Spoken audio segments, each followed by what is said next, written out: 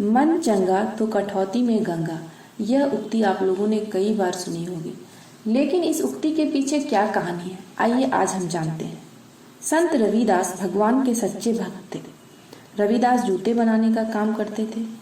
वह अपने कर्म को पूजा के भाव से ही किया करते थे। एक दिन उनके पास एक ब्राह्मण आए और बोले, मेरी जूती टूट गई है, इसे ठीक कर दो। रविदास ने उनकी जूती ठीक कर दी।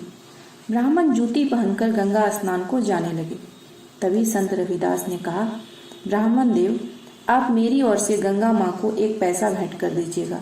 मैं तो काम में व्यस्त हूँ, समय पर ग्राहकों को उनके जूते ठीक करके देने हैं, इसलिए सोमवती अमावस्या जैसे पावन अवसर पर भी मैं गंगा स्नान को नहीं जा पाता हूँ।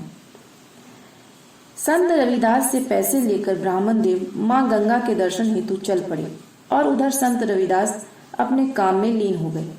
गंगा स्नान के बाद जब ब्राह्मण आने लगे तो उन्हें याद आया कि रविदास के दिए पैसे गंगा माँ को समर्पित करना है। वे गंगा तट पर खड़े होकर बोले, हे माँ गंगे, रविदास की यह भेंट स्वीकार करो। उसी वक्त गंगा जी से एक हाथ प्रकट हुआ और आवाज आई, लाओ रविदास जी की यह भेंट मेरे हाथ पर रख दो। जिसके बाद ब्राह्मण ने उस पैसे को हाथ पे रख दिया।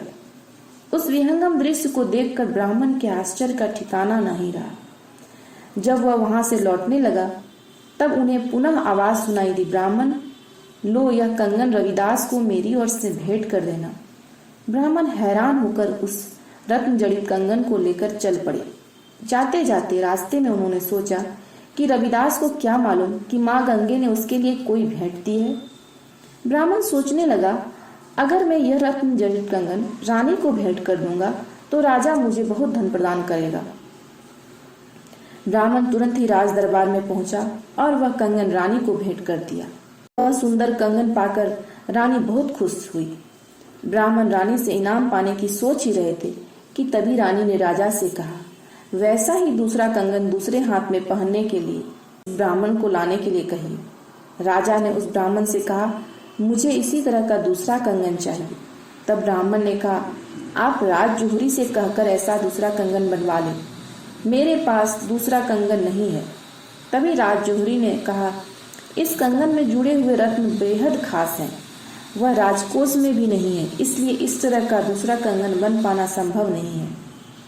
ब्राह्मण की इस बात पर राजा को क्रोध आया और उसने ब्राह्मण को ही दूसरा कंगन कहीं से भी लाने को कहा और नहीं लाने पर मृत्यु दंड की चेतावनी भी दी। यह सुनकर ब्राह्मण की आंखों से ग्लानि के आंसू बहने लगे।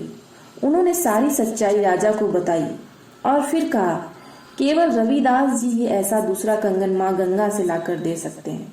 राजा को इस बात पर विश्वास नहीं हुआ। वह ब्राह्मण के साथ संत रविदास के पास पहुंचा। वहां रविदास जी हमेशा की तरह जूते ठीक करने में लगे थे। ब्राह्मण ने रविदास के पैर पकड़ लिए और उन्हें सारी बातें बताई। संत रविदास का हृदय द्रवित हो गया। उन्होंने राजा से ब्राह्मण को जीवन दान देने की प्रार्थना की, पर राजा ने कहा, ब्राह्मण को जीवन दान देने के बदले आपको ऐसा दूसरा कंगन देना होगा। तब संत रविदास जी ने वहीं एक बर्तन में जल लिया और माँ गंगा से निर्मल मन से प्रेम भाव से वैसा ही दूसरा कंगन प्रदान करने की प्रार्थना की। तभी उनकी कठौती में रखे जल में लहरें उठने लगी, जैसे कि गंगा में उठती है। फिर उसी बर्तन में वैसा ही दूसरा कंगन प्रकट हो गया। गंगा उनकी कठौती के जल में ही प्रकट होकर इस प्रकार का दूसरा कंगन उन्हें प्रदान कर गई। राजा यह सब देखकर बहुत हैरान हुआ। तब रविदास ने कहा, मन चंगा तो कठौती में गंगा। तभी से यह लोकोक्ति प्रसिद्ध हो गई। वहां उपस्थित राजा व ब्राह्मण दोनों को अपनी भूल का भान हुआ और उन्होंने रविदास के पैर पकड़ लिए।